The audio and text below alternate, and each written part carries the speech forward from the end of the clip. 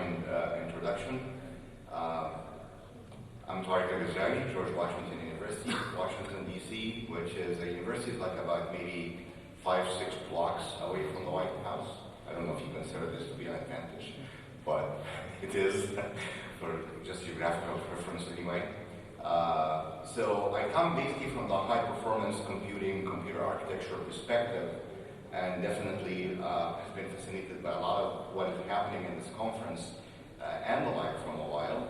The topic today would be talking about some roadblocks that we are facing in computing and how are we seeing ourselves trying to tackle them at this point, trying to give you a very brief, if you will, but it would be long, unfortunately, because there's so much that is happening right now to tackle the long-known, Moore's law and its collapse and how we can, what we can do about it. So I'll try to give an idea about where we stand right now, then I'll go over how we can actually tackle that problem using a number of different technologies and architectures to take us to the next level, if you will, of computing. Roadblocks, so we all know very much the Moore's law, so it's not really actually a law of physics, as many people might have been sort of framing it. It just happened to be a bunch of observations that eventually we found that they were very specific to very specific technology for a specific time with very specific parameters. So right now, it's having a difficult time holding. So no longer we are seeing now the speed of microprocessors doubling every, actually 18 to 24 months, or the number of transistors actually doubling also every 18 to 24 months. These are really things that I think we're about to say goodbye to at this point. We're kind of really trying to play some tricks to have some kind of real, some more lifetime for that.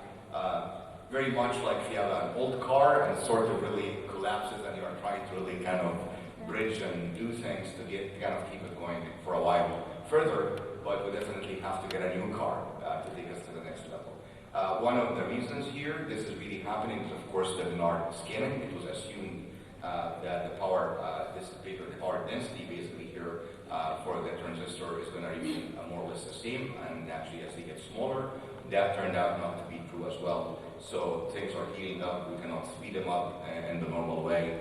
CMOS is having an issue. We can see a lot of things, a lot of products that are probably actually 10 nanometer, probably you could see that in your iPhone. There are many actually now plans for the next generation of supercomputing, where basically the Department of Energy is working with Intel to deploy, a system that would be based on 7 nanometer. IBM has announced, 5 nanometers, but a lot of people thought from the beginning that when it gets to that kind of low numbers of resolution of what you can put in the chip, that at one point the transistor will collapse, will work as a piece of wire, will not really be a transistor anymore. So it seems that we're hitting here some form of a dip end, and that really a lot needs to be done, on many different kind of levels. So how do we solve this?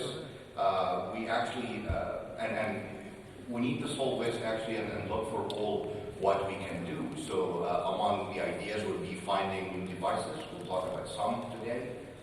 It would be looking for new material. We also will touch, on that. Not that I'm a material science person, but at least as a computing person, I'd like to tell you what are the sort of things that we actually are having some hopes for and we're looking at. One more thing that we have been talking a lot in this conference here is brain-inspired and neuromorphic computing. That's really also is another possibility. Quantum, photonic, combination of all of the above, and even different slides, not necessarily continuing to lock ourselves to digital, but going actually analog as well is another possible thing. One very good way to understand where we are and where we are going to be in the future has been traditionally looking at supercomputers. And the way we always try to abstract what is happening, and the reason, of course, is that supercomputing of today always becomes, or has been at least traditionally, always becoming like the conventional computing of tomorrow, okay? And there is a particular group that tracks the top 500 supercomputers in the world. They come together and make that classification and determination in November of every year, and that happens in the US in the supercomputing conference. Then they do it again in Germany in June, and that is actually in the International Supercomputing Conference. So twice a year we assess what are the top 500 supercomputers. If I go on and take, for example, here, some of those ones here, that would kind of reflect to you, if you will, the difficult time that we're getting into at this point. They look amazing, but at the same time, you can still try to understand from them why things are becoming so complex and why we cannot continue to push and go that way. First of all, you can see actually like lots of countries here. China has been making enormous investments, and they had the number 3 and number 4 used to be 1 and 2 for quite some time actually. It just got back to that position recently actually. If you take a look here and you look, for example, at the number of cores, it's really a staggering number, although in this case the core might be including some NVIDIA GPU cores, which really are not real cores, or something like that, but you can see actually like a large number right here in the millions, okay? Then you look basically here at the power consumption, and you find that that top machine is actually consuming 10 megawatt. I think that little m should be like a big M there. It's actually megawatt.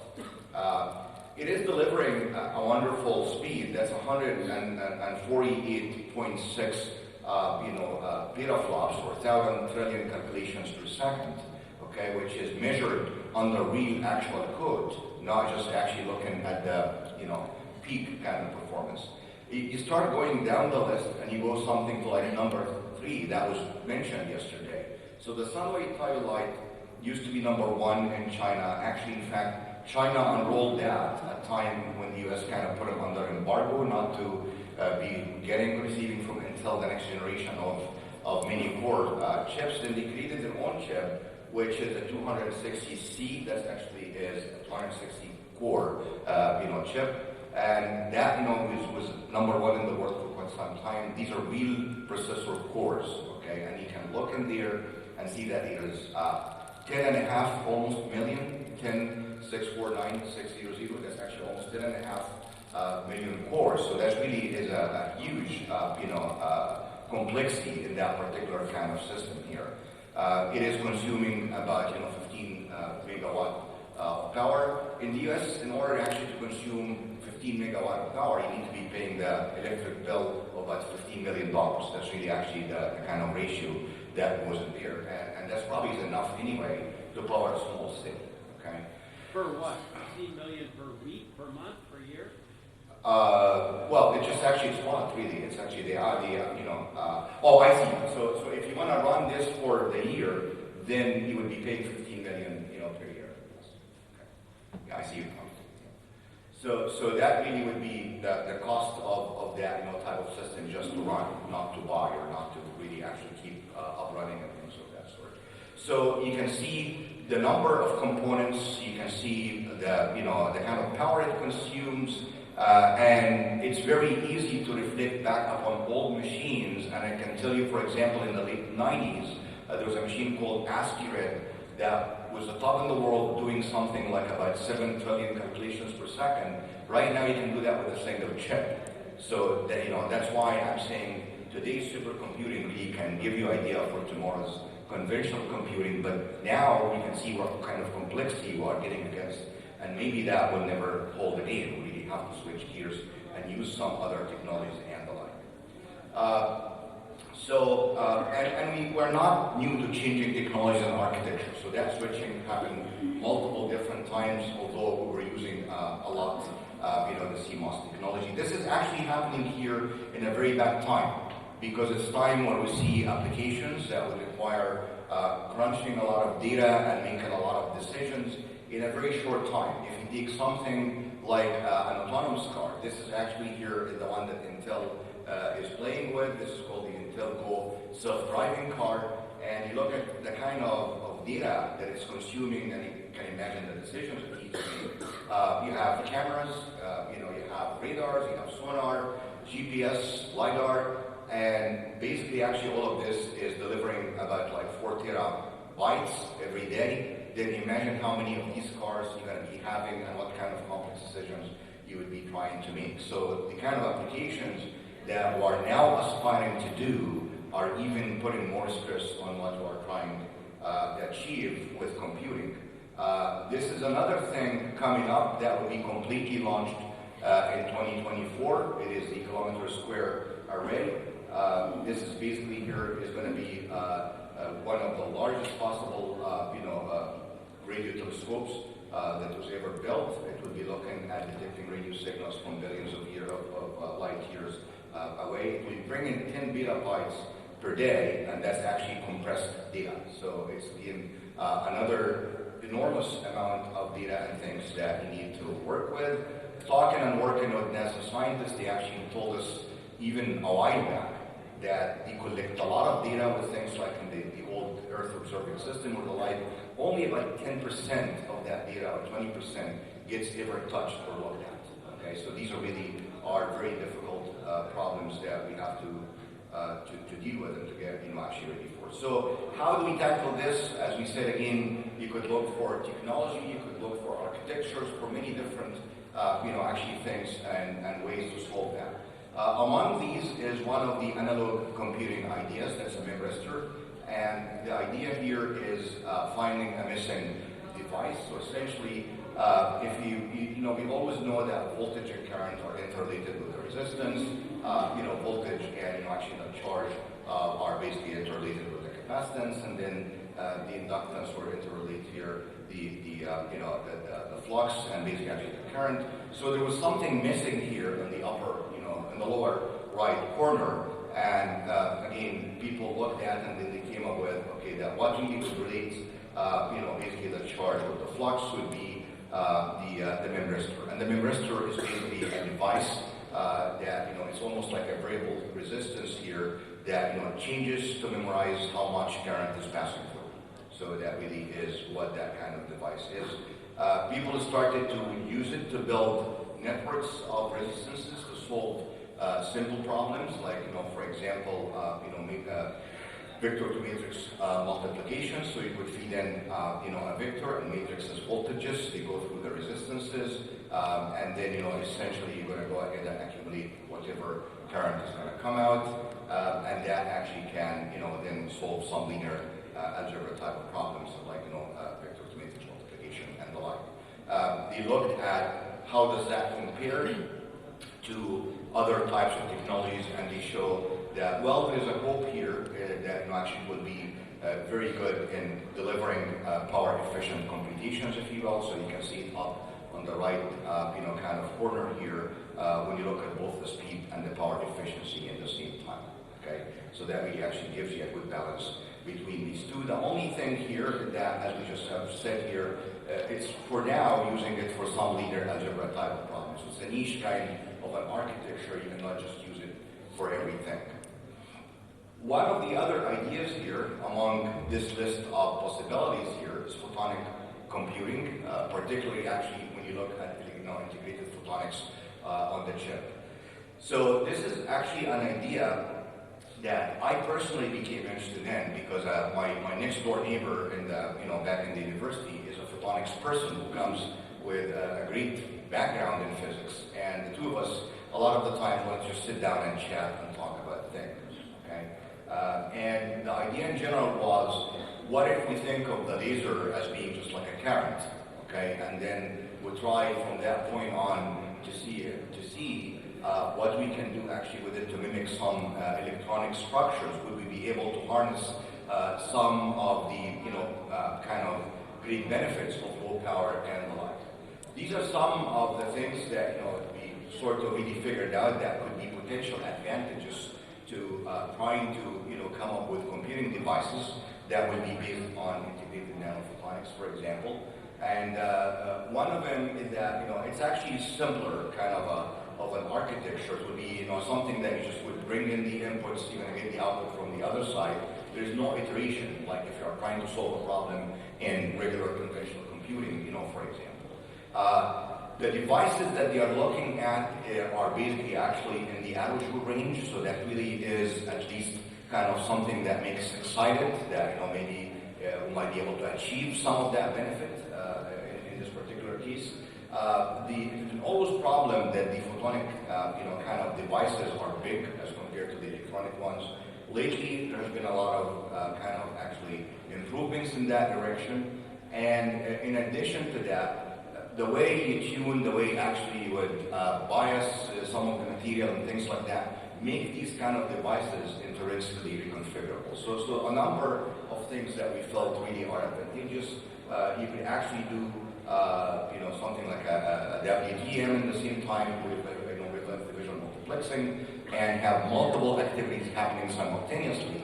So that would be a source of parallelism, okay? And they would not interfere with one another. That does not mean that there are no challenges. So there are a huge number of challenges. We are aware of them. We are really at the infancy of trying to really kind of build that marriage between the two groups. But at least we have achieved reasonable amount of success in showing a few things. That we have a number of ongoing projects right now that are all funded, projects. But that really here just shows you the whole kind of idea that we brought a couple of labs together. My lab that looks at high performance computing, his lab that looks at nanophotonics, to really try to do these types of things together. So I'll be talking about a number of the things that we tackled here, and these are all, again, our ongoing efforts funded by different government agencies in the US. So the first one of them is a reconfigurable optical processor. So this one, we just have an ECM transactions, paper that's coming out, should have come out, and then a patent that already we have on that, and a few other publications. And this really is an effort here that's funded by the National Science Foundation, actually. So in fact, because we bring in a lot of the device technology things from his side, and a lot of the computing from my side, it's actually one of those that's kind of co-funded by two directorates in the NSF. But the idea basically is, if you have that on the right-hand corner, you have like a sheet here of metal, and then you try to heat it, for example, okay? Then you can probably try to, numerically, basically what we do, that will try to break this into kind of like little squares in a finite kind of element type of a thing here. We'll try to heat it on the side, and then we'll try to see how the heat would be transferred, okay? Typically the way you would describe that would be using a partial differential equation, like this psi equation that you see here on the top. Then people basically actually would want to convert that to a difference equation, okay, where all of these little squares here would represent different points. And then you would start trying to really actually solve that, kind of difference equation iteratively, more or less, okay? So it turns out that some people, and also a long time ago, tried to solve the same problem by creating equivalent electrical circuits. So what they do is that they try actually to go ahead and instead of that kind of entire space that you're breaking into little squares and making a mesh out of it, they kind of create like, actually a mesh of resistances, if you will, okay? And in that mesh of resistances, what happens is that you would replace those temperatures that you're seeing here, up in the difference equation, okay, with those voltage differences here, and then that kind of conductance, the H, for example, would be replaced in this particular case by a resistance and the like, okay? So you could actually take that mathematical formulation and convert it into more or less an electric circuit with a mesh of resistances that would represent the different elements in a finite element problem, okay?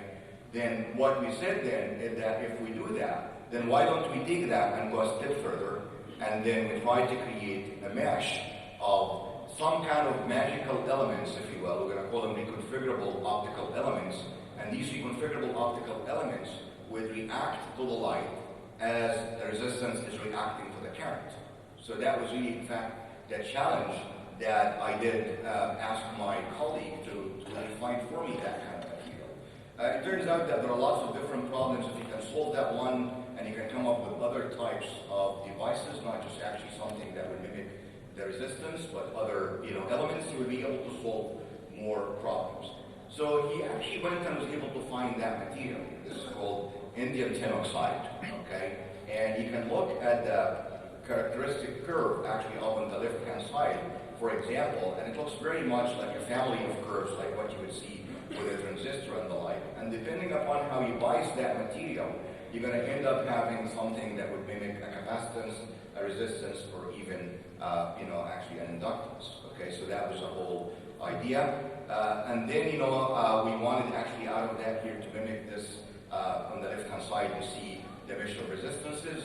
Now we are actually here trying to mimic that using those little kind of, probably orange type of a square or something like that. We have colorblind, but I think that's what it is. And that's actually what we call the reconfigurable optical element, which is made out of that type of materials. Okay. Going forward in that process, and to avoid kind of losing a lot of time here, going actually through that process, we have other intermediate steps. We're trying to actually find other simpler ways to implement resistances for actually for the light. Okay, by for example, doing things such as more or less not tuning well, for example, and having some more losses versus nothing. All right, so potentially there is actually, we can see a lot of gain that may actually happen in some generations of those that would take us orders of magnitude. Actually, there are lots of challenges to be resolved, particularly when you deal with photonics. The major challenges will be that you need to do a lot of conversions from electronics to photonics because you're going to have to need the electronics to control the photonics. So that's, for example, here. So you need that control, and then you need also that conversion a lot of times because also photonics do not have a concept of memory. It's still actually kind of at their infancy in many different ways as compared to many of the things that we do. This is another project that we're doing with Princeton that's actually co-funded also by the Semiconductor Research Corporation and NSF, where basically we're trying to create more or less like a little neural network, but actually looking here first at just a neuron to start with, a single neuron. And just actually to go quickly here through that, basically every color of these little circles is representing one neuron, and then they are all connected together. That's actually how you get the synaptic connection using that actually waveguide that looks like a ring. Okay, and we have multiple wavelengths here that would work with each one of those neurons basically. So that's really how you can get the output from one neuron into the inputs of another neuron. Then you can use some photodetectors to sort of really start, sensing how much is coming from each one of those and adding it up. And there's some additional circuitry to do activation and the like. Okay. Another project also that the group is looking at. This is actually here with basically the support of the Air Force Office of Scientific Research, is to look at the so-called residue number system of arithmetic, which is more or less depends upon modular arithmetic. And the good thing about modular arithmetic is that you could actually represent it using shifting. And if it's using shifting, then I can use switches. And optics is fantastic for creating actually, optical switches and the like. So that's actually is where this particular kind of effort is going. And the hopes of that, one of the things we can add to that is we need to blend that way the communication with the processing. So that would be like processing in the network or in, as we refer to it. Okay. But essentially what you do is that you get a number of some sort, and then you come up actually and you pick up a set of moduli. Okay, and these basically actually like moduli are basically supposedly they are you do not divide one another, so they are prime with respect to one another.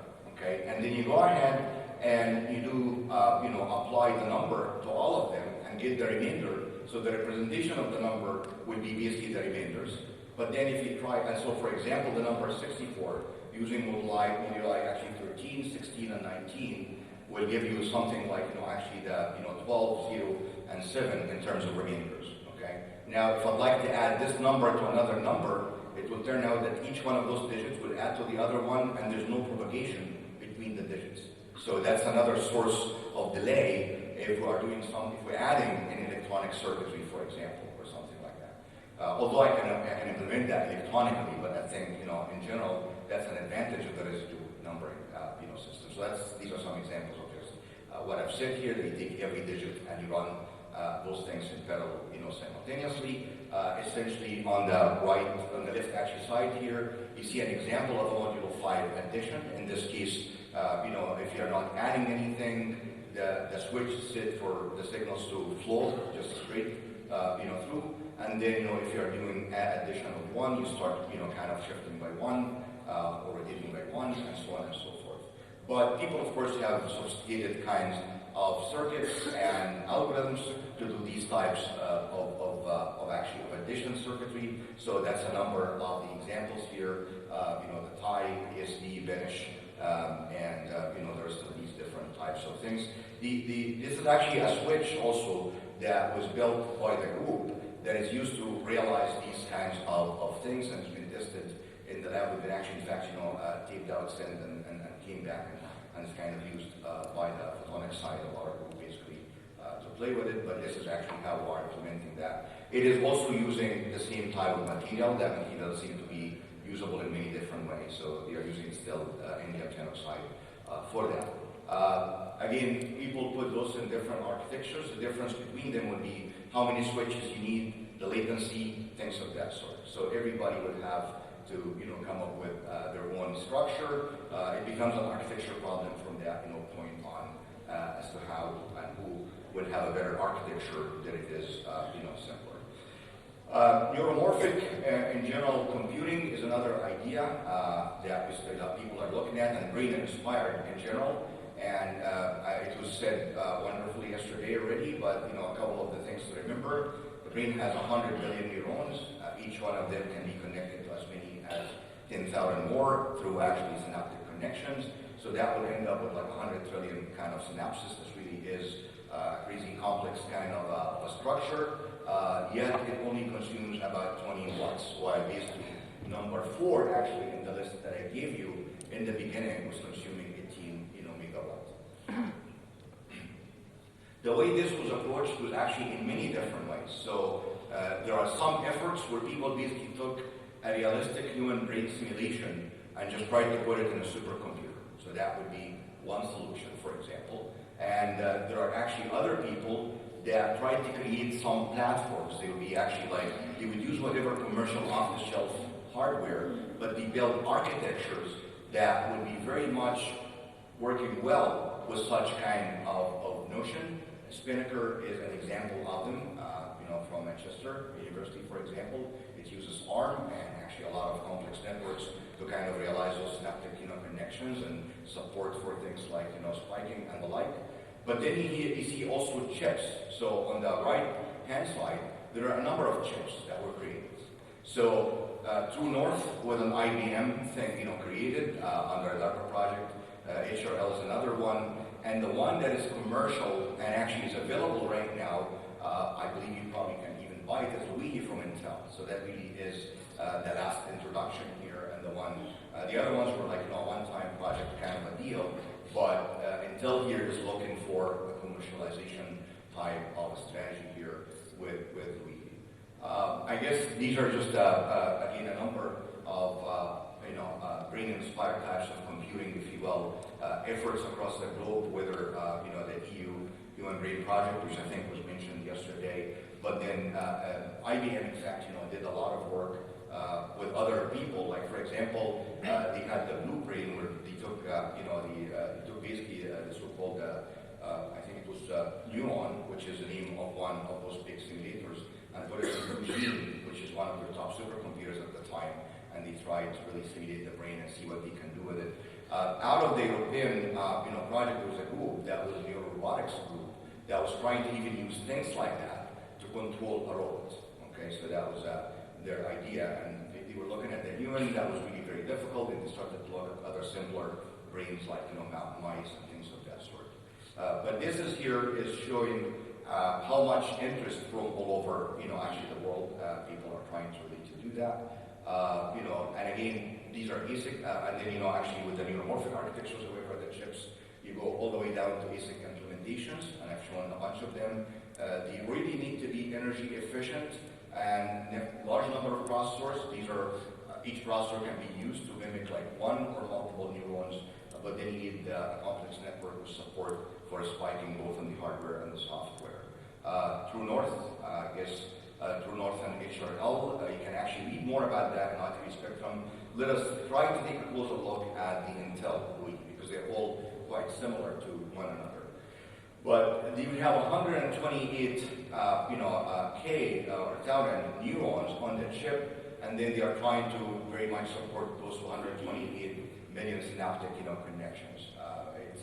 It uses a real kind of a neuron model to sort of really mimic how a neuron would work. Again, it would really actually here support many different types of applications and examples. There is a paper from Intel where they try to compare the performance of that to just show people really like how well this is as compared to other technologies. So it is actually comparing the Wi-Fi basically actually with the Intel Core i5 with other processors, and then a more advanced one, the i7, and then the NVIDIA GTX 1050, and then the NVIDIA Tesla P100. That's not the V100, but the P100 is actually the kind of lower end kind of a model in there. And you can see in there, they're looking at things such as, for example, the energy per inference, the latency per inference, and then the inference throughput. So, of course, energy per inference, you need that to be low. Latency per inference, also want to have that to be low, but the throughput needs to be high. And then you can start to look here at a comparison of all of these here as you would compare them with the Wi-Fi, and then that will tell you here what is going on. So for the latency, you can see that we're going 3.9 times slower, 3.6 times slower, 3.1, 4.4, and so on and so forth. So that really can give you here kind of a rundown on how do we compare with the lead chip to the other types of efforts. Okay, there's only one case in which you're going to see better improvement, and this is when you use a big batch size, which you can use actually and get through an NVIDIA chip, but you will not be able to get through the Wi-Fi. So in this case, NVIDIA would win in the last kind of role in there. Okay, so if we go by that time, I still have about 5 more minutes, but I think we'll try to probably speed up a little bit here. Now, there are many people that actually have other kind of efforts. We do try to play a little bit ourselves with also creating a little bit more architecture, like energy efficient architectures for that, and you would do a lot of playable effects like quantization and the like, things of that sort, to really kind of reduce the representation of the various weights and neuron precisions and things of that sort. And this is an example of that work. I don't think I want to really actually talk much about quantum computing, but I cannot ignore it in the same time because it's really another very valid and very important actually paradigm where a lot of people are looking forward to this to be the major thing that will resolve things in the future, for the reason that neuromorphic has been very good for classification, for example. I think trying to mimic the brain and think about the problem like, multiplying 2 very large numbers or something like that. A conventional computer would do better, okay? But I think, actually, like, if you look at the things that we discussed so far, each one of them has a niche area. So neuromorphic is good in classification. We talked about Huygens registers. They're good for, linear algebra. We looked at things like, for instance, I can take out of the photonic projects that I discussed a lot, which is doing partial differential equations. That's great for simulation of problems in science and engineering. Okay.